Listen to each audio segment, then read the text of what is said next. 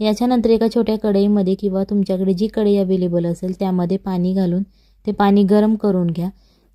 एक छान नवीन आणि चविष्ट असा नाश्ता बनवणार आहोत। रोज आपण चपाती करतो तेव्हा थोडंसं आपलं पीठ शिल्लक राहतं, सो त्या पिठाचं काय करायचं हा प्रश्न सगळ्यांनाच पडलेला असतो। सो आज आपण एक चटपटीत अशी रेसिपी बनवणार आहोत शिल्लक राहिलेल्या पिठाची। इथे आपल्याला एक गोळा घ्यायचा आहे। हे मी गव्हाचं पीठ घेतलेलं आहे, जे आपल्या घरात शिल्लक राहिलेलं असं चपाती करून तेव्हा तुम्ही ही रेसिपी करू शकता किंवा या रेसिपीसाठी अशा प्रकारे पीठ मळून घेऊ शकता। याच्यानंतर हे तेल आणि मीठचं कॉम्बिनेशन घेतलेलं आहे।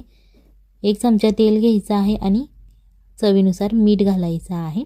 जर तुम्ही चपातीचं पीठ मळताना मीठ आणि तेल घालत असाल तर तुम्हाला ही प्रक्रिया करावी नाही लागणार, आणि जर तुमच्या चपातीच्या पिठामध्ये मीठ नसेल तर तुम्हाला अशा प्रकारे हे करून घ्यावं लागेल।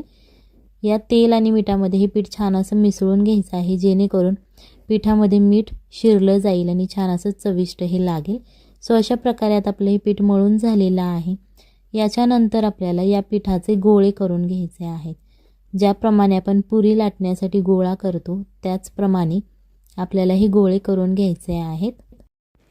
व्हिडिओ आवडत असेल तर व्हिडिओ लाईक करा, आणि जर तुम्ही चॅनलवर नवीन असाल तर चॅनलला सबस्क्राईब करा, जेणेकरून येणाऱ्या नवनवीन व्हिडिओजचे अपडेट तुम्हाला लगेच मिळतील।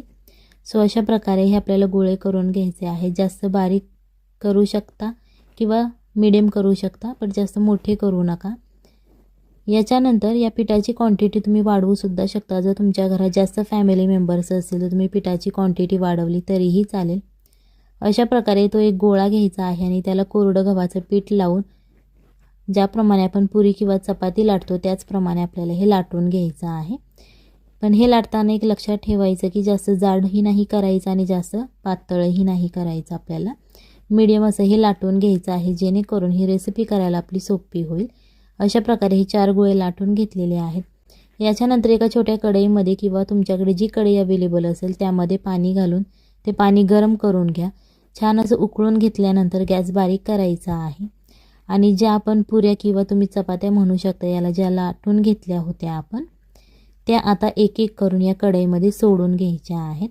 जर तुमच्याकडे मोठ्या साईजची कढई अवेलेबल असेल तुम्ही त्यामध्ये सोडलं तरीही चालेल, काहीच प्रॉब्लेम नाही आहे। बट इथे एक गोष्ट लक्षात ठेवायची आहे की तुम्ही हे थंड पाण्यात सोडू नका।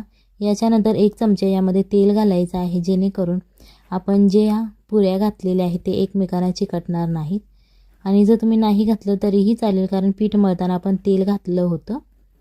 जेव्हा तुम्ही हे गरम पाण्यात सोडता तेव्हा तुम्हाला अशा प्रकारे या एकमेकांना चिकटणार नाहीत, आणि जर तुम्ही थंड पाण्यात सोडलं तर ते एकमेकांना चिकटले जातील।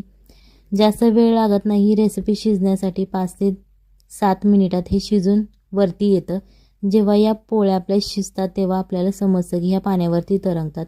त्या थंड करून घ्यायच्या आहेत। अशा प्लेटमध्ये तुम्ही काढून घेऊ शकता। अशा प्रकारे तुम्हाला या पुऱ्या थंड करून घ्यायच्या आहेत, नाहीतर त्या तुमच्या हाताला भाजल्या जातील।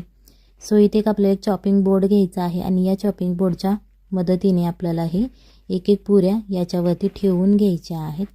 इथे मी शंकरपाळ्याचा चमचा घेतला आहे। जर तुमच्याकडे शंकरपाळ्याचा चमचा अवेलेबल नसेल तर तुम्ही इथे चाकू घेतला तरीही चालेल। चाकूच्या मदतीने आपल्याला हे एक एक स्लाइस अशा कट करून घ्यायच्या आहेत। तुम्ही तुमच्या इच्छेनुसार बारीक किंवा जाड कट करू शकता किंवा मीडियम कट केल्या तरीही चालतील। सो अशा प्रकारे आता आपल्याला हे कट करून घ्यायचं आहे। ही रेसिपी झाली होती, कारण ही रेसिपी लहानांपासून मोठ्यांपर्यंत आवडणारी ही रेसिपी आहे। तुम्ही तुमच्या मुलांच्या टिफिनला देऊ शकता किंवा लंच आणि डिनरमध्ये सुद्धा खाऊ शकता। इतकी टेस्टी आणि हेल्दी ही रेसिपी होते। अशा प्रकारे हे आपल्याला कट करून घ्यायचं आहे। जर तुमच्या चमच्याला ते चिकटत असेल तर तुम्ही थोडंसं चमच्याला किंवा चाकूला ज्याने तुम्ही ते कट करणार असाल त्याला तेल लावून घ्या, जेणेकरून हे चमच्याला किंवा चाकूला चिकटणार नाही आणि सहजपणे हे तुम्हाला कट होईल। अशा प्रकारे आता आपलं हे कट करून झालेलं आहे। तुम्हाला दिसत असेल बघा, जास्त पातळही नाही आपण केलेलं आणि जास्त जाडही नाही केलेलं, मीडियम अशी ही आपण पोळी लाटून घेतली होती। याच्यानंतर इथे एक पॅन घ्या किंवा कढई घ्या, त्यामध्ये 1 ते 2 चमचे तुम्ही तेल घालू शकता। जर तुम्हाला लेस ऑइल बनवायचं असेल तर तुम्ही अर्धा ते 1 चमचा घातलं तरीही चालेल। अर्धा चमचे जिरे घालायचे आहेत आणि अर्धा चमचा मोहरी घालायची आहे। हे छान असं तडतडून द्यायचं, जेणेकरून तेलामध्ये ते छान असं फुटलं जाईल आणि त्याची टेस्ट खूप छान येते. सो ते तेल गरम झाल्यानंतरच आपल्याला जिरे आणि मोहरी टाकायची आहे, जेणेकरून ते छान असे फ्राय होतात. याच्यानंतर 3 ते 4 लसूण घ्यायचे आहे, त्याचे छोटे छोटे असे काप करायचे. चाकूच्या मदतीने करू शकता किंवा तुम्ही मिक्सरवरती थोडंसं जाडसर असे लसूण वाटून घेतले तरीही चालतील. जिरे आणि मोहरी बरोबर हे होऊन द्यायचे. त्याच्यानंतर एक उबट असा चिरलेला आपल्याला कांदा घ्यायचा आहे.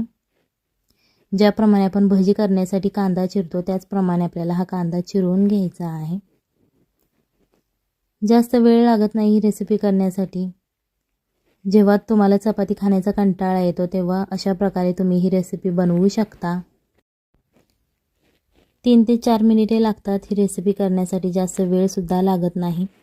कांदा फ्राय झाल्यानंतर इथे आपल्याला एक बारीक चिरलेला कोबी घालायचा आहे. 1 कप घातला तुम्ही तरीही चालेल. त्याच्यानंतर एक बारीक चिरलेला टोमॅटो घालायचा आहे आणि एक बारीक चिरलेली शिमला मिरची घालायची आहे. तुमच्या घरात शिमला मिरची वगैरे अवेलेबल नसेल, दुसरी कोणतीही भाजी अवेलेबल असेल तुम्ही ती वापरू शकता, जेणेकरून छान अशी तुमच्या रेसिपीला टेस्ट येते. ही भाजी आपल्याला थोडीशी फ्राय करून घ्यायची आहे. इथे तुम्ही हाय फ्लेम केली तरीही चालेल, जेणेकरून ही भाजी तुमची पटपट अशी फ्राय होईल. याच्यानंतर चवीनुसार मीठ घालायचं आहे, जेणेकरून या भाजीला पाणी सुटलं जाईल आणि छान अशी शिजली जाईल. इथे गोष्ट लक्षात ठेवा की याच्यावरती झाकण ठेवू नका, नाहीतर भाजीचा कलर चेंज होईल. सो अशा प्रकारे तुम्ही ही बिना झाकण ठेवता अशी फ्राय करून घ्यायची आहे. त्याच्यानंतर भाजी थोडीशी फ्राय झाल्यानंतर 1 चमचा आपल्याला रेड चिली सॉस घालायचा आहे. त्याच्यानंतर 1 चमचा ग्रीन चिली सॉस घ्यायचा आहे. ही सहज आपल्या घरात अवेलेबल असतं आणि जर तुमच्या घरात red chilli sauce green chilli sauce नसेल तर तुम्ही इथे हिरव्या मिरच्या वाटून घातल्या तरीही चालतील. 1 चमचा शेजवान चटणी घालायची आहे, जेणेकरून ही लहान मुलांच्या आवडीची रेसिपी आहे. इथे 1 चमचा सोया सॉस घालायचा आहे. जर तुमच्याकडे डार्क सोया सॉस असेल तर तुम्ही अर्धा चमचा घालू शकता आणि जर तुमच्याकडे लाईट सोया सॉस असेल तर तुम्ही 1 चमचा घातला तरीही चालेल. सो अशा प्रकारे आता हे छान असं मिक्स करून घ्यायचं आहे. आपण जे नूडल्स तयार केलेले आहेत गव्हाच्या पिठाचे, जे आपण आत्ताच कट करून घेतले होते, ते आपल्याला यामध्ये घालून घ्यायचे आहेत. तुम्ही तुमच्या इच्छेनुसार घालू शकता, कमी घालू शकता किंवा जास्त घातले तरीही चालतील.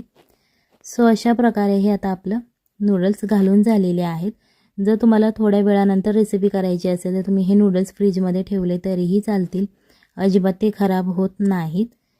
सो आणि जर तुमचे हे नूडल्स चिकटत असेल तर तुम्ही याच्यावरती थोडंसं पीठ लावून भुरभुरून घेतलं तरीही चालेल. हे नूडल्स आपले घालून झालेले आहेत. आता याच्यानंतर हे मिक्स करायचे आहेत या मसाल्यामध्ये, जेणेकरून याची टेस्ट खूप छान लागेल. सो अशा प्रकारे तुम्ही हे मसाले फ्राय करून घेऊ शकता, हे नूडल्स फ्राय करू शकता. ही रेसिपी नक्की घरी ट्राय करा, आपल्या फॅमिलीला खाऊ घाला आणि मग मला कमेंटमध्ये सांगा कशी झाली होती.